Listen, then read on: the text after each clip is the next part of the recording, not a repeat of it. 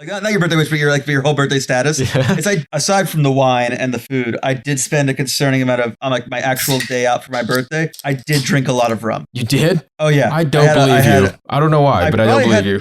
Let's put it this way: based on how I felt Tuesday morning, I had more plantation dark than was good for me. But at the time, it seemed great. Yeah, that's the funny thing is that you never know until the next day. But I don't do. know, man. Plantation rum.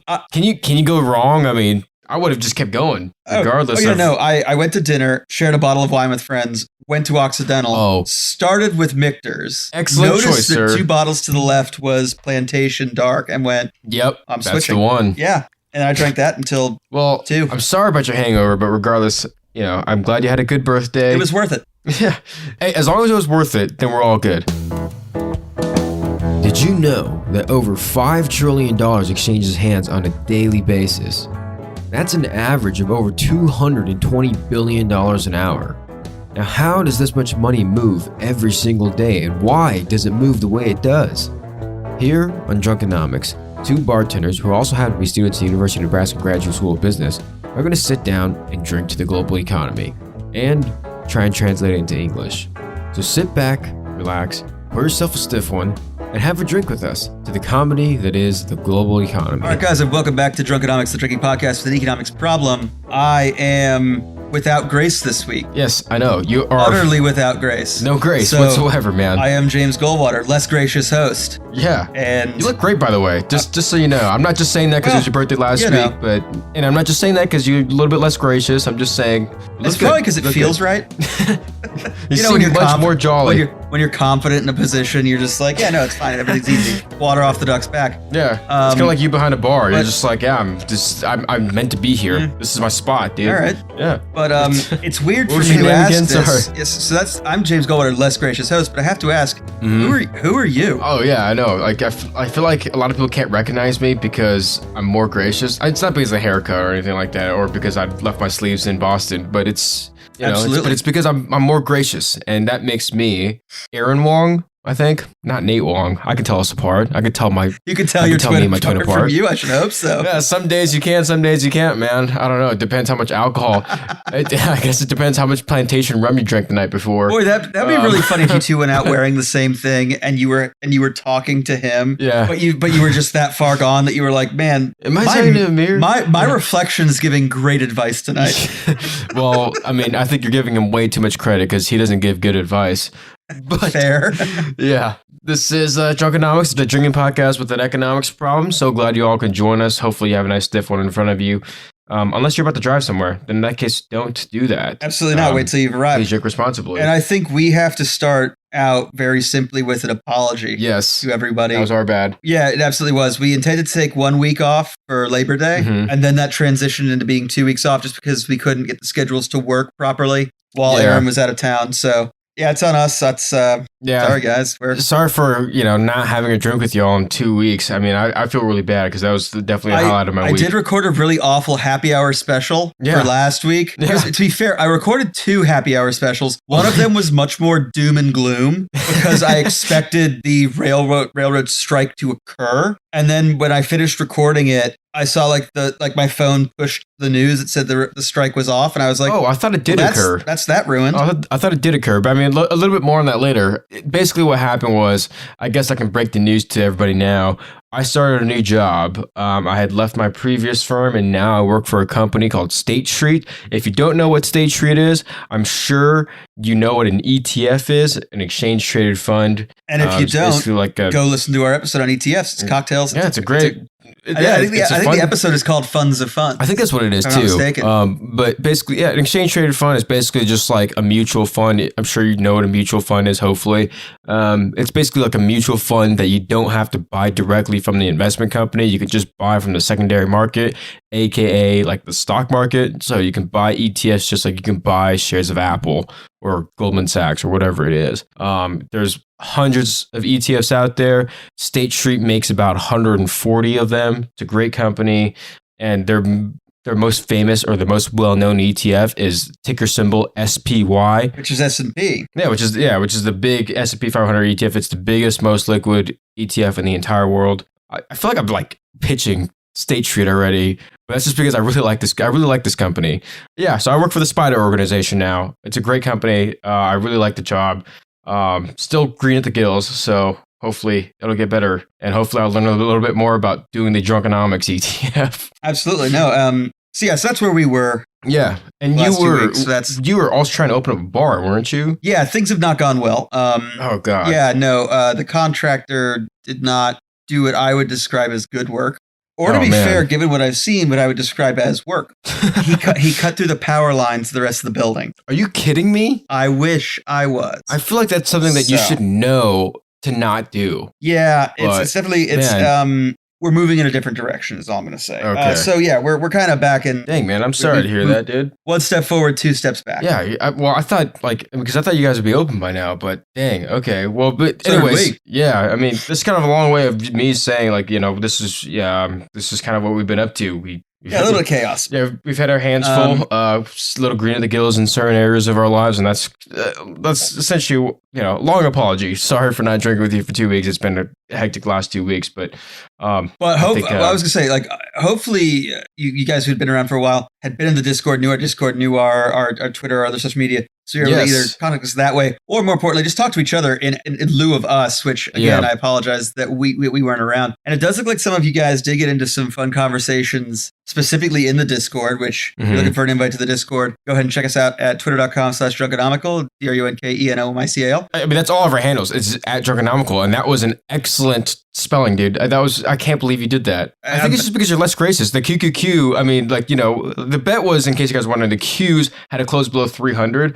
That was I made an options trade a couple weeks ago on that. It turned out to be, a very good trade. And that's the reason why I'm more gracious this week. Absolutely. And the reason why you were able to just rattle off Drunkenomical like that. But yeah, that's our handle on Instagram, Twitter, Facebook. And you can also find us on LinkedIn. That's just linkedin.com/Drunkenomics, I think. Or if you just search Drunkenomics, you can find us there. Feel free to add James or I individually. And and join the conversation in our Discord. We love interacting with you guys. Absolutely. We did actually have some really cool questions come through. It's really cool commentary. Yeah. And I guess the first one that I really wanted to, if I just kind of want to jump into answering some of them, Scapop 2, I think I'm saying that right. I'm not, but it's from September 13th, which essentially says that with CPI showing a month-to-month increase, but gas prices lowering, does that mean gas wasn't that big of a contributing factor? Prices of other goods still increasing, even though gas decreased. There's still not enough supply for growing demand, or companies are just pushing prices higher just because. Yeah. The answer to that is clearly it's a legit question. Energy is certainly a part of it. To me, that one is no, you're definitely right. Well, to say that gas wasn't that big a part of it may not be correct. Gas wasn't the main part of it, but energy as a whole is a big part of it. Right. What we're seeing is that it wasn't just gas doing it. It was certainly other things too. So everyone who was saying it's just gas, it's just energy, really didn't want to take stock of the real situation. Like there have been some really horrifying kind of news things that I've been reading, some articles I followed, which said that essentially there's a concerningly large percentage of people in the United States right now who are using buy now, pay later for food. Well, and this is the thing too, is I feel like, and this is kind of a tangent, but credit card debt in the U.S. is at all-time highs. And I think hopefully that doesn't come home to roost all at once, because if it does... It's gonna. Yeah, man, if it does, that's not good, man. That's really not good. No, it isn't. It shows that, for me, like buy now, pay later, there's a legitimate method for that. It's essentially buy now, pay later is a very common thing. Like for a house, it's called a mortgage. For a car, it's an auto loan. Yeah. In a business, to acquire another business, it's called a note.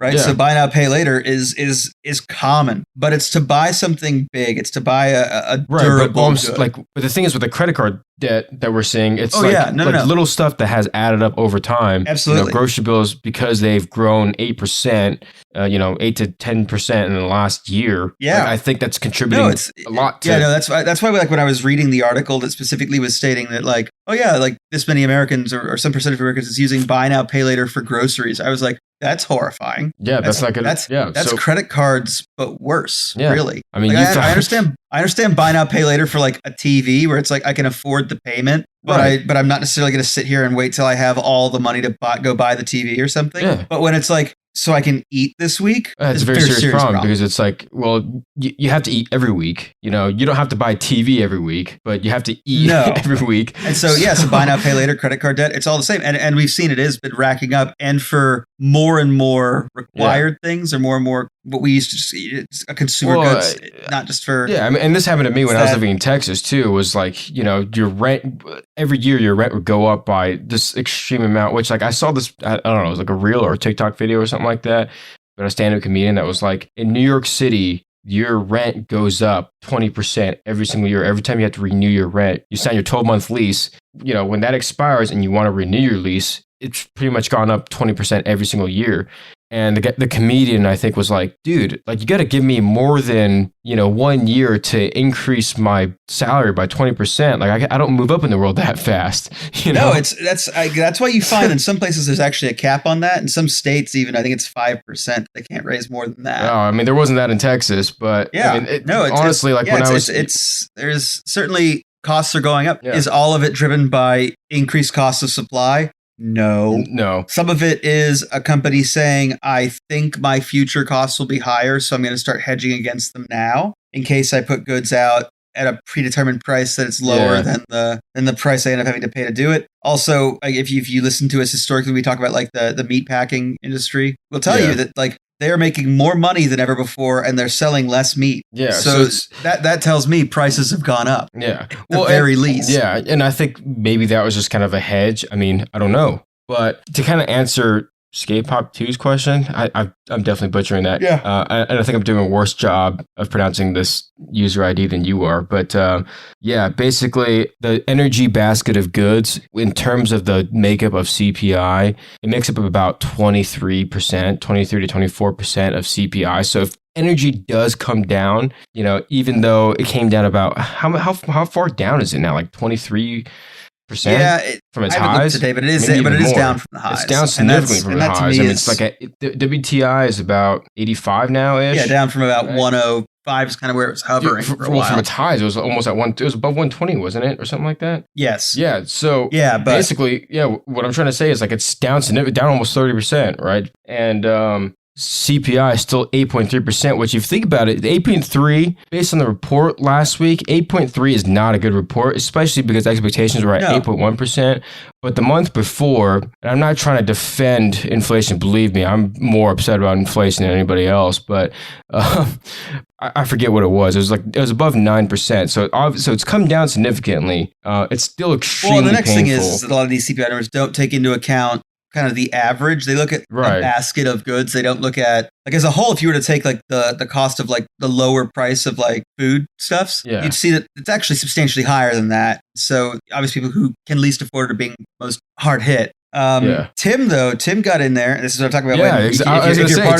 If you're part of the Discord, you get to have these great chats because Tim got in there right quick within a day and jumped all over it. And I'll be honest, Tim nailed it, like, out of the park. Dude, like, when does Tim when does Tim ever not nail out of the park? I mean, that guy's like he's like one of the most valuable assets to our Discord. Absolutely. Along with John Dobbs. Oh, yeah. Did I say Dobbs or Dobos? Dobos. I say Dobbs, but it's because I don't know if it's Dobos or Dobbs. My man, he shared he's like one of our most valuable Twitter followers, and he's and he's a great. I mean, I love his content on in the Discord. That's where he shares some of this. But no, he shared this really fun Twitter, I guess a Twitter thread that shows that 6-month Treasury yield is climbing. It's at 3.7% according to this image. The yield on buying and renting out a house is at 4.5, and then as the yields go up on Treasuries, they will. I believe the implication of this. That's a 6-month Treasury too. Yeah. And so I have to assume that the implication, or what this thread is trying to imply, is that as that continues, that you'll start to see people dumping out of the housing market to jump into yield on the bond market. Yeah. And I would say normally like with any other kind of security, I'd say you're probably right. With housing, though, because houses are it's a little bit different because what the thing backing the house, or I guess the thing backing the debt on the house. Yeah, it's the real property itself. And the real property can also appreciate in capital value. So can a bond. So like when you look at like calculating the value of a bond, you can see appreciation in the capital value of a bond versus just the yield of a bond. Right. So the actual the trading price of the bond. But at the same a time, bond has a maturity date. Exactly. It has a terminal value, usually $1,000, whereas a house has has essentially an infinite maturity date and has infinite upside capital, technically, capital gain rate or value. Yeah, so it's because technically the house could be worth $2 million 100 years from now, right? And if numbers work out right, that might be a great investment. Right? Yeah. It may be terrible. That could be a house built. It could be a house built like right on the beach in Shanghai. It could go either way. But what I say is housing is different, and housing. My big thing looking at the whole of housing is that you can't just look at it like any other security. You have to look at it like as an investment that is viewed as an asset that the higher the price gets, the more people want to buy that specific thing. Well, it's very much a supply and demand thing. That's kind of the weird thing. And like for some reason, when I was thinking bonds maturation date, I was thinking expiration date because I'm still that's the options trader inside of me. I'm just thinking, the expiration date. Well, it's essentially the same thing. Essentially the same thing, but when an option expires, it's either in the money or out of the money. If it's out of the money, there's nothing there. Whereas a bond, if it matures, $1,000 no matter what, that's what you get. Yeah. Unless for some reason default. Yeah, they don't have the cash. That's a risk that you take. Yeah. It's like renting a house. It's possible. Yeah, but that's the reason why it's such a different thing is because, so if you lend someone money to buy a house, there's the risk that they don't pay it back. But if you are facing that risk, at the end of the day, you can take that house, so you still have a tangible asset. Whereas if I loan you money to start a business, but if you can't afford to pay me back, then at the end of the day, I just lose all my money. Unlike a house where what I was going to say is I think we actually talked about this when we started recording. I've just noticed that John's jumped in and sent some new news to us or just sent a new article. What I said is my argument holds true unless because you wouldn't see institutional investors starting to sell property unless you started to see declining property values. And of course, he's shared a Fortune magazine article in which he's shown there's 98 markets where housing prices are on the decline. So if you are in a declining housing market, you might see these major guys start to dump real estate into the market and then go into short-term bonds. Right. Yeah. It's more likely to see that with a small investor. Although, I think even big investors too. I mean, you're talking about lots of cash, right? And the it's a 6-month yield. I mean, I feel like interest rate risk on 6-month yields. I mean, I don't know. I'm not a big bond trader or anything like that, but I feel like interest rate risk on 6-month yields, it's not as severe. Or if anything else, you can just hold the bond into maturity just because it's 6 months away, right? So you're probably not going to see a better option, right? So that's what I'm saying. If the 6-month yield is that high, at that point, no matter what kind of investor, especially if you're a big investor and you're looking for an ROI on $100 million or $10,000. Yeah, it's not a bad thing to go on for 6 months. Yeah, I feel like for 6 months, if the ROI is 4% or whatever it is, or whatever the real estate ROI is, I feel like for a 6-month treasury, that's essentially risk free. Right, it's a government bond. They don't default. Not yet. Not yet. Because and they can also suspend the debt ceiling again and again and again and again. Absolutely. So they got everything to do not default. Yeah. So whatever they need to do to not default, they can keep doing it. Whereas businesses and people can't. That's my soapbox. I'll stop. But at that point, it's okay. How much risk are you willing to take to seek out another 0.3% in return? Yeah. So if the 6-month treasury is 4% and the real estate investment, the single family cap rate that we're seeing on that graph, which we'll post later on. But if the difference between that, if the risk premium is only 0.3%, why? Why would you take on that risk? Yeah, no, absolutely. It is probably cheaper to just go into the treasury, to the scripts themselves, into the paper themselves versus buying a house and having to hold it and deal with all the other factors of being a property owner. Yeah, exactly. But there's that too. It's more work for that extra 0.3% of ROI. So you really have to be making it in the capital appreciation. And if housing prices are on the downturn, well, maybe the value is not there. Yeah. But that was just some of the fun that happened in the Discord while we were away. Yeah, I know. So, seriously, I'm glad. I'm seriously glad this happened. So thanks for keeping me entertained, guys. Yeah, no. For me, the other one, there's obviously all right. So early, we've harped on interest rates for a while, but all right, what do you think? 75 basis points or 100 this week? This is just me. Whenever it comes to Fed commentary from me, I've not been scared to hold back just because very skeptical of these guys, but I don't think the Fed has any balls. They have no balls. Do you think 75? Yes, because they have no balls. I agree. think the Jackson Hole Symposium, that speech that Jerome Powell gave, that was the ballsiest thing that he ever did. Or not that he ever did, but I guess the Fed ever did in my history of paying attention to the Federal Reserve. And that really, at the end of the day, if you think about it, wasn't that ballsy of a thing. He just said, we're sticking to our plan to reduce inflation. Like we're focused on solving that problem, and then from there worrying about solving employment issues and supply chain issues. And it's basically what he said, and that's what he's been saying. So it really wasn't that ballsy. It's like me saying like, I like whiskey. I really like whiskey. No. And then when someone goes, I'm serious. I really, really, really like whiskey. And then someone goes, hey, Aaron, what do you think of Angel's Envy? Dude, I told you, I really, really like whiskey. Exactly. And the market reacts in this massive sell-off, in almost capitulation selling. I mean, it's just ridiculous. Well, it would have made more sense to me if it hadn't bounced back today, if they hadn't started buying again today. Now, not enough to undo the. Yeah, of course, this is a dead cat bounce, but well, I mean, if you think about it, like, so in the last 2 weeks, or wait, was it 2 weeks or 3 weeks? Okay, let's just say the entire month of September, there were two like extremely red days. There were two big sell-offs. Yeah, and it was the symposium or the Jackson Hole speech, or God, I can't even put a name to that thing now, but it was the Jay Powell speech, and then the inflation print last week. Which I got a lot to say about that, but it's an expected reaction to someone telling you that, giving you hard news. I don't know, telling you like, hey, yeah, it's not going to be easy, but it's not going to be easy, but it can be done. Well, it seems like the market all the market wants to react to is this news headline going to make the Fed react in a more contractionary viewpoint, right? So the jobs report, remember that JOLTS report where it was like, it was a good jobs report. We talked about it in the last episode, which was which was 2 weeks ago. 3 weeks ago. We talked about it, and it was like, okay, so a good solid jobs print normally is a bullish sentiment for the markets, but for some reason, when we saw a strong labor market, the market reacted in a way where it was like, okay, well, this means the Fed has to tighten even more, and we have to price that into the markets. Yeah, well, and that's fair. Like, I don't. The funny thing is, whenever you see a strong labor market, you always see markets go down because all the market sees is it's going to be more expensive to hire employees. Right, expenses will be higher. Normally speaking, like it depends on the actual cycle of the economy too. Because if it's a recovery cycle. Yeah. If it's a recovery cycle, that's good news. Yeah, that's excellent news. It's like, okay, well, the job market is strong. That means cash is circulating. That's economic output. That's good for earnings. Boom, buy the stock ahead of their earnings, right?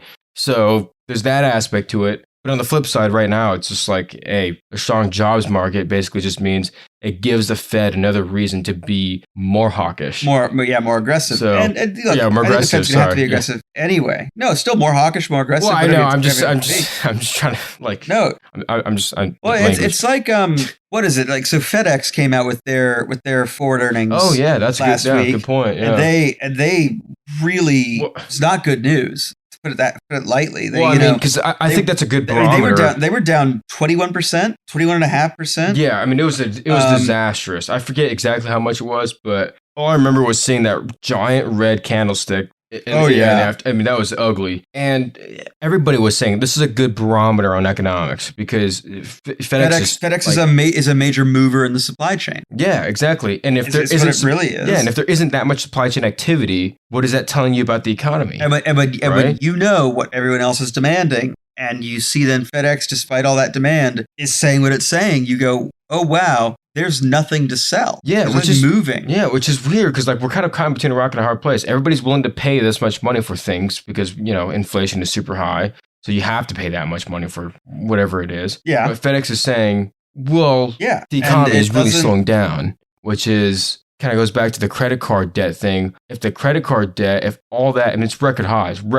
credit card debt, and if all that comes home to roost all at once, that ain't good for companies like FedEx. No. It's not good for anyone. It's not good it's not good for anyone. But it's that barometer that I was talking about with FedEx. But it is a great barometer. And when you look at and more than just like what they're saying about their guidance. There we go. And don't just watch their guide. Don't just look at what they're saying in their guidance. Look at why they're saying what they're saying about their guidance. Because they're saying we're seeing decreased shipping out of Asia. Okay. So what you're telling me is that there's fewer orders getting to China, We're getting to Asia, and it's not just there's fewer orders. It's not just the zero COVID policy in China, which they're starting to lift that up a little bit more. Yeah. So you think that it's actually going to help FedEx, but I mean, they also have. I mean, China's got like this giant economic issue which wasn't helped by the typhoon that hit Shanghai, the world's largest shipping port, last week. World's largest shipping port. Think about how many billions of dollars worth of exports and imports move out of there every single month. I mean, it's ridiculous. I mean, if the railroads in the U.S. being shut down for one day was going to cost $2 billion in lost economic output,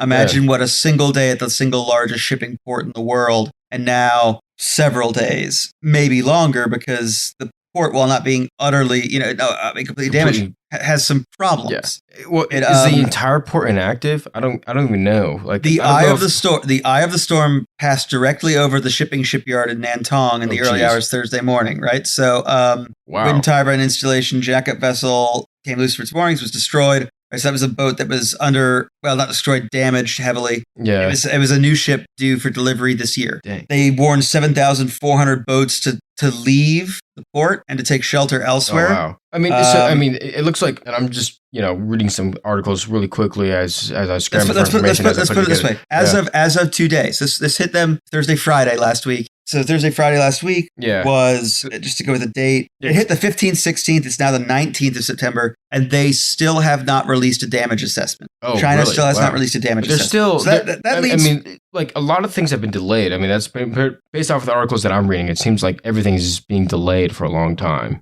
Or not, I mean, long-ish time, like a week. Yeah, but still, think about what a week of at the world's busiest shipping port, and then I mean, it's not good.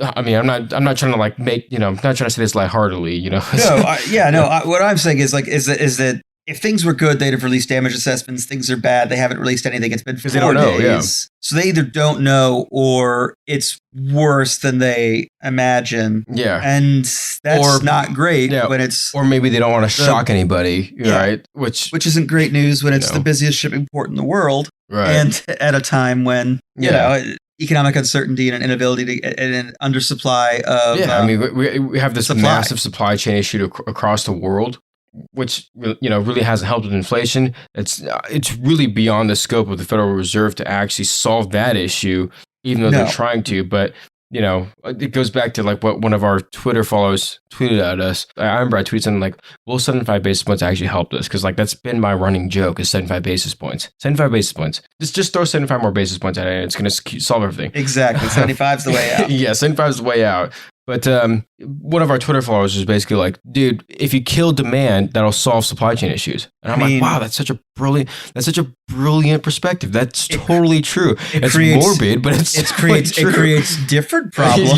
You got different issues. You got different issues there.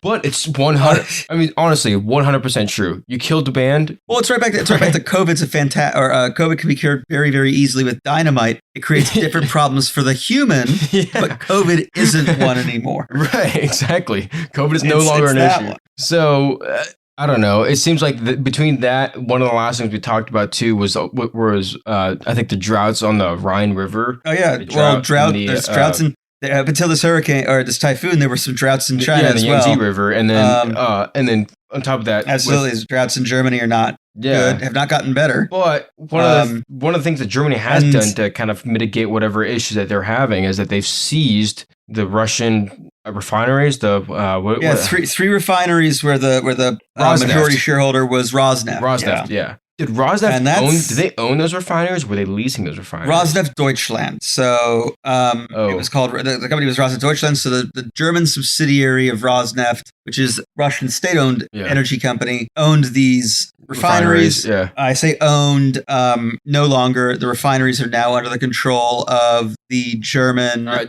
Would they hand it off to a private company, or was it just no? So they're in trusteeship. They're now being run by the trusteeship by the German government, or so it's more of like the regulator. So it'd be like if there was a Russian bank in the U.S. and they decided to seize it. Instead of the government running it, the SEC was running it. So the regulator is now like, okay, we'll run day-to-day operations to make sure that whatever's happening, whatever's legit needs to happen happens, but it's not the government. Yeah, I mean, real quick. I mean, so obviously that's just like a bureaucracy that runs it. But I mean, it's a refinery. Obviously, it's a very valuable asset to a lot of different companies. Yeah, so one of the refineries provides 90% of Berlin's fuel. Wow. To give you an idea of like kind of how one of the 3 refineries entrenched these are. Yeah, one of the 3 that's been taken. Dang, so sorry, not sorry for Russia. Well, if you weaponize energy, there's 2 sides to every coin. Yeah, exactly.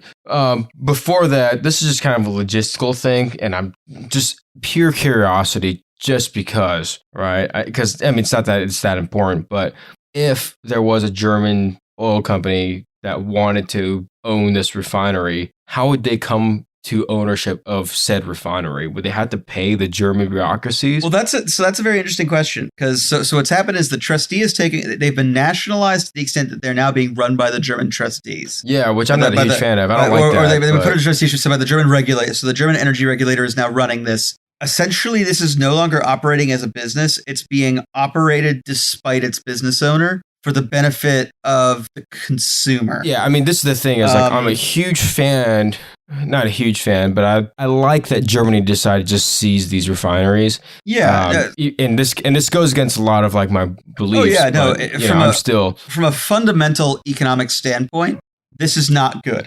Property rights is a huge underpinning of a good sustainable economy. Of sustainable economics, yeah. But in this case, I agree with you. It is kind of one of those, look, Russia, you turned off the pipeline. You're trying to starve out people. The difference is the people you're trying to starve out have other options. Yeah. And so what they've done is they've said, well, we need the refineries necessary in order to turn raw material into useful energy. Mm-hmm. We can get the raw material anywhere else. We can afford to buy raw material elsewhere. They can? Yeah. So that's what they're going to do. So the plan is they're going to now order. They're now going to buy oil, natural gas, other places, and they're going to bring it in through a floating port and then ship it down to be refined. So at no point does that actually. I mean, does it actually become owned by a private German company? Because I feel like it should be. I just don't know how the transfer out of that trust. So that's the thing. So it could be in time. What you could see is eventually you could see that it is the conclusion of the German government that there will never be a possibility that Rosneft will have or should have control of these assets again, and so they then turn around and they can sell off essentially the assets or assign control of these assets to different private matter or different private concerns within Germany or elsewhere. Yeah, no, because right now I'm kind of between a rock and a hard place. Is like the German government owns these 3 refineries. I'm not a huge fan of German government owning these 3 refineries. But at the same time, I'm not a fan of them just giving these refineries to these major oil corporations in Germany for free. I'm not a fan of that either. So I'm kind of, I ask because of that. Like, I just don't know how it would work. Either way, I don't think you're going to make anybody happy, whether you're, a capitalist, socialist, it doesn't matter. Like, I feel like you're going to piss somebody off. But at the end of the day, I think this is a good move because, like you said, this does kind of go against a lot of like your core beliefs, I think, and my core beliefs because, it's state owned, you're disregarding property rights, even though it is a Russian company. Even though what you're doing is and I have to imagine this is from the German perspective and a European perspective is if the Russians intend to not ship energy into Europe going into winter, then they would view that, I would have to imagine, as as an existential threat, not having energy. Right. And so they're going, well, fine. We're going to have we'll need to take other beats, but if your plan is you're just not you're gonna halt any sales and you're gonna try and use your position as owning these to halt any production and refinement of oil. Well, our response is we're gonna take the refinery away because we can. Mm-hmm. It's within our purview to do so, and then we're gonna put raw material through it. So that's what I'm saying to alleviate our issue. I mean, but I understand your concern too because I think before the micro hot when we were doing our 2 shots. You mentioned like, okay, the property rights thing, it's not good. Does it hinder the trust of other nations to do? Of any other foreign investor into Germany. So that's what I was thinking too. Like that's actually something that I want to talk about out loud. Like the FDI, does that actually affect foreign direct investment into Germany? I don't think it does. So one of these refineries, about 37% of it's owned by Shell. Polish concerns own a lot of the rest of another one. When being pressed on this, I know the German, whichever German official was responding, essentially said, "Look, this isn't a nationalization. This is a trusteeship." Essentially, we're kicking in the door and we're running it. We're going to make it work for us. Right. And then maybe in 5 years, when all this is over, maybe they turn around and they go to Rosneft. They go, okay, you can come take control of your your refineries again.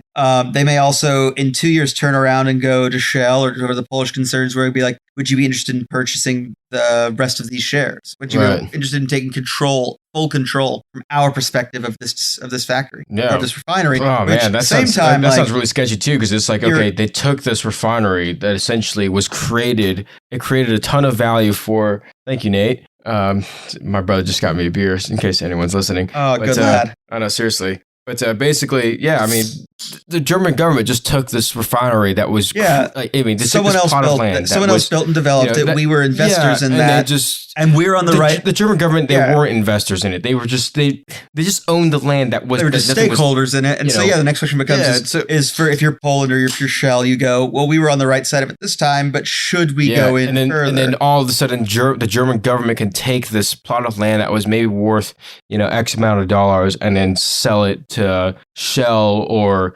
BP or whoever it is for 10x dollars or euros or whatever it is. So like, I'm not a huge fan of that. That's just happening. But at the same time, it's like, this move was a good move because it didn't just fall from the sky. It's not like they, it's not like they just took this land out of nowhere. So I don't necessarily think it's going to affect the trust of FDI into Germany. Or at least and when I say FDI, I mean foreign direct investment. Friendlies. Yeah, because it's like, it's not from friendlies. So if you're a bad actor, if you're Russia, if you're China, if you're Iran, you might be like, maybe not the best idea. If you're North Korea and you're somehow investing in Germany, you'd be like, this may not be the best idea. But at the same time, North Korea has dollars to invest. If you're anyone else, if you're France, if you're Italy, if you're the UK, if you're an American company, you'll say the same thing you always have, which is essentially, well, of course they can do that. Any government can do that. Yeah. They did this under very, very extreme circumstances. Yeah, I literally don't blame Germany at all for doing it. I'm not losing sleep over this at all. It is, in my opinion, the right decision. It is also still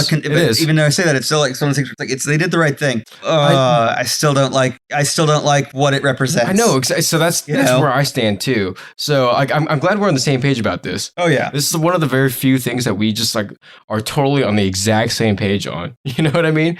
But but it's like what you said. It's like, okay, you play asshole game, win asshole prizes. No, exactly, right? And this is what Russia did. They weaponized energy. They said, okay, we're gonna go into Ukraine, and if you don't like it, we'll cut off your energy. And then people said we don't like it, and the Russians said, well, we're gonna cut off energy, and so they went, okay, fine, not our favorite move by you. Obviously, they hate it too. We see your turned off Nord Stream pipeline, and we'll raise you. You no longer have any oil refineries in Germany. And so if you're Rosneft now, you're sitting here going, really? Those were pretty big money makers. So if you're Germany, they were massive money makers for Russia. But now if you're Germany, like, what do? Do you look to America to buy? Yeah, you're going to look to the U.S. and Saudi Arabia. You're going to look to whatever market you can to buy oil. It's not like they're sitting on those refineries. Yeah, and then that you're going to, and this refinery is going to be running at probably as close to cost as it can. It's not going to be trying to generate profit anymore. It's going to be trying simply to generate energy for the consumers, so that other businesses, other vehicles, whatever it is in Germany,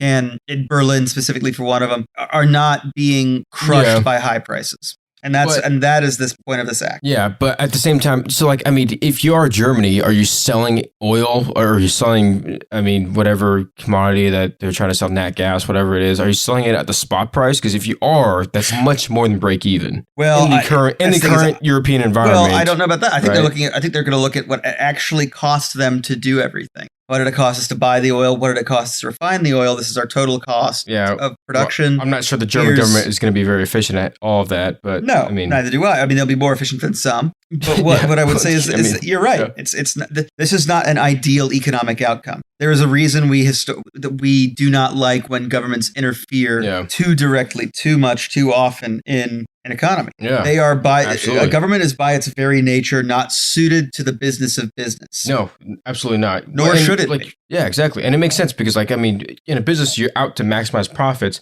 And whether that's you take a big loss this year because you're investing into, some sort of infrastructural project or whatever it is, 5 years from now, and you're expecting to get the ROI back then at an exponential rate, then that makes sense. But the government doesn't see it like that, and they shouldn't. It's not their job to. No, government is trying to provide the services it's required to the most possible people in the most efficient method possible. Exactly. that doesn't work. There's always that trade-off between the most people and efficiency. And I think this does help a lot because I mean, what's been going on is this is kind of like, you know, me going on my conspiracy theory tangent. But yeah, I know. Sorry, but basically, what's been happening in Europe is like they've been buying a lot of their nat gas because they need nat gas. They've been buying it from China and India, but they've been buying China and India. I mean, has been buying nat gas from Russia. So it's kind of like and oil, yeah. Yeah, so it's kind of like, oh man, like.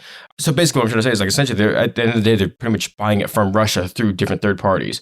So it's not good, but I think Europe is trying to get off of that. I think they're trying really hard, and they can't. And they haven't been able to do it fast enough. No, so. it's and the next thing is like, you know, you see that Russia's turning to China, it's turning towards the east, it's turning towards China, it's turning towards India. Well, the problem is they can't sell enough energy products to them to make up for their losses in Europe. It's just the consumption's not there. And so this is also not economically a great move for the Russians to have put themselves into this position, to back themselves into this corner.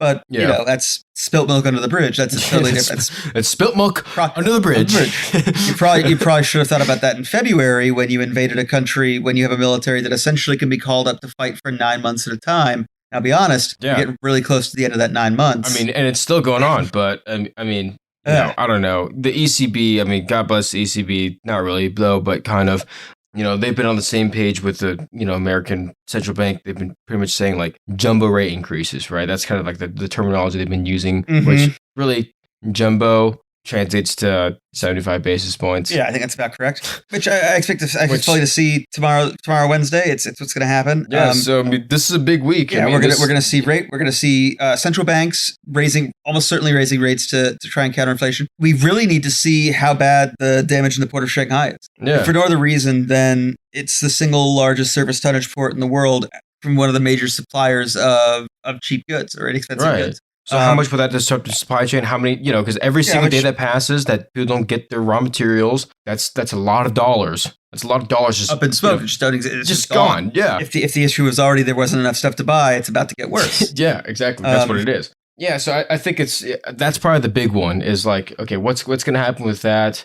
Have you heard any news about the Yangtze River and the Rhine River? Have they is it getting any better? My understanding is that in Europe, yeah, as of August, I haven't seen any news to suggest that things are better. But yeah, even as of August 19th, parts of the river were not passable even for empty vessels. So yeah, it's an issue. I mean, Europe has the problem of not having the rivers. So like even if they could get coal, they couldn't move it around as efficiently as they want. Yeah. China's rivers, I know they got 15 centimeters of rain overnight with the typhoon, but at the same time, they have other issues dealing with that. And it's not a sustainable outcome. Well, that's the thing. Or water amount. With even water then, is like if it comes back all at once, if it replenishes all at once, it's usually not good. Yeah. Generally speaking, that's goes historically. Yeah.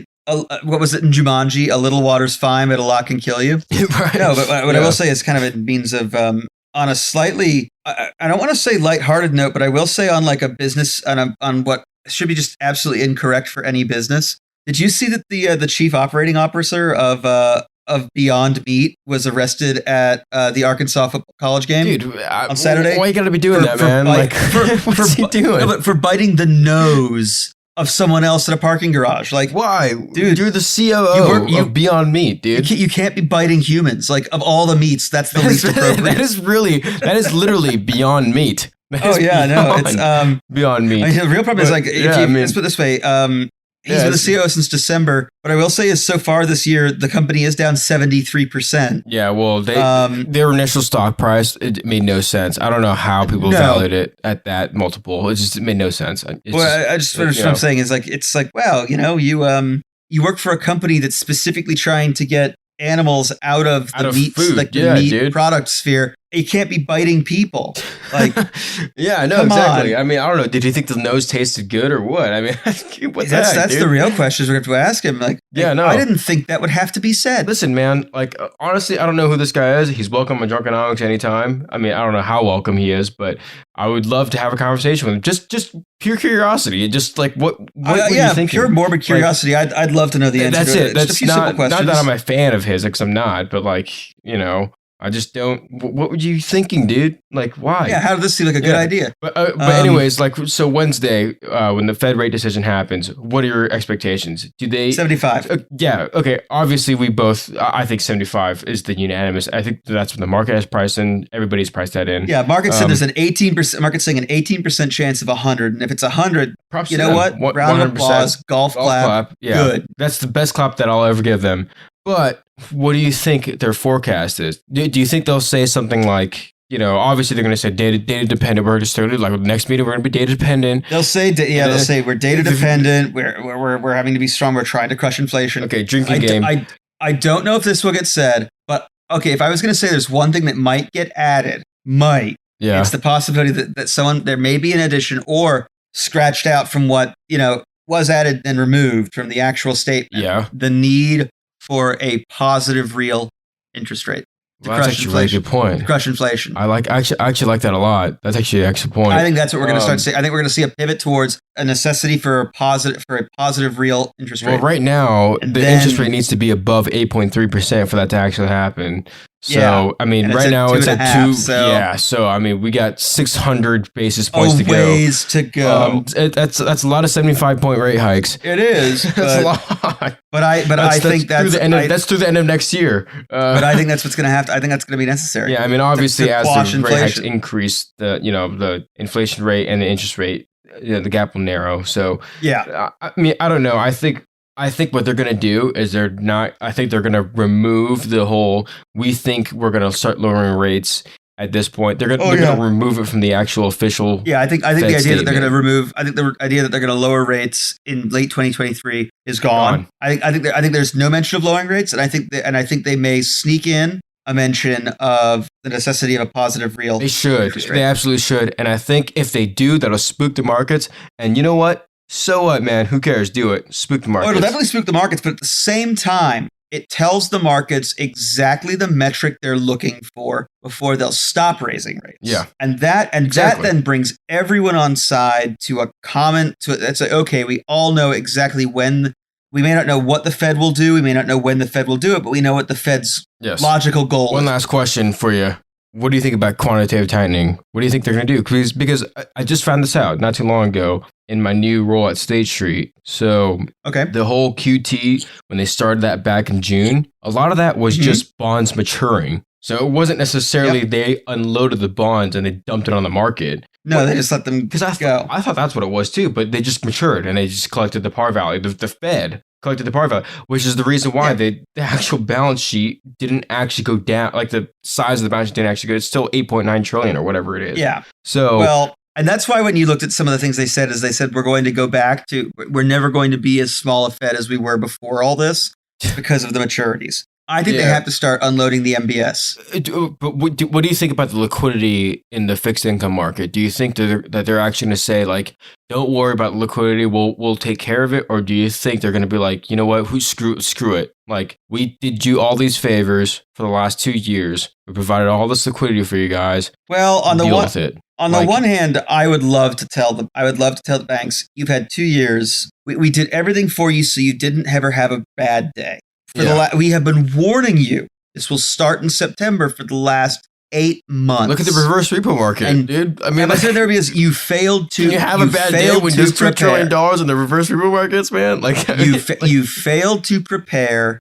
You have to eat this. I'd make them eat it. Yeah, but they're not going to. They're not going to. They can't, because to make them eat it, then you have these major banks turn around and they go, I can't issue loans. I have to call in loans. I can't issue credit. They do all the things to tighten up liquidity everywhere else in the economy. Instead of actually feeling the pain themselves, they turn around and make everyone else hurt. So do you think they say anything about QT, or is it just like one of those things where it's like we already announced that we're upping the cycle in September and starting September until whenever? If they say anything, it'll be like quantitative tightening will continue as previously directed. If they say anything. Yeah, I think you're right, because, like I said at the beginning of the episode, or not presentation, like I said at the beginning of the presentation, the Fed has no balls, and I think that's exactly what they're going to do. Now, they could surprise me, come out Wednesday and just be like 125 basis points, suck it up, buttercup. And that's about the time that you see Jay Powell just put on the sunglasses and I don't know. No. no, or the CSI like intro just goes as he says it. No, I think you're right. I think that's exactly what they're gonna do. You know, and I don't like that, you know, we agree so much on this, because I think it's more interesting when I disagree with you on certain things, but there's no room for disagreement on this. I think you're absolutely right. 75 basis points, they don't say anything about QT aside from, hey, remember what we said last time about QT? We're going to continue that. In terms of lowering rates, you know, we're going to keep it there. That goes away. And then, you know, one shot of your favorite Irish whiskey for what the amount of times they say data.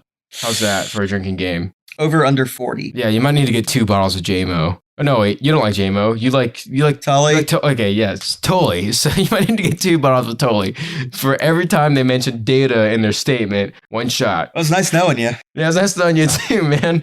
I'm glad you enjoyed I'm glad you enjoyed the plantation run while it existed. While I existed. Yeah, that's what. Yeah. But yeah, I mean, you know what? That said, you know what? If you had to get buried, in a black something, it might as well be a black hoodie. I was gonna say I'll be sitting there on the couch in my hoodie, watching with a prepared drink in hand, nice, just in case. And I got my hoodie from the same place you guys can get your hoodies, which is drunkenomics.myspreadshop.com. Nice, where you can also find shirts, koozies, coffee mugs. Bandanas. It doesn't have to be coffee. It doesn't have to be coffee. It could be rum. The funny thing is, I am 20% sure. In fact, no, I'm now 100% sure. We do still have extremely inappropriate baby bibs. If you or anyone you know is having a small child, or just, you know what, you're like, you know what, let's do it. And then like everyone in the family can be in it to win it. Yeah.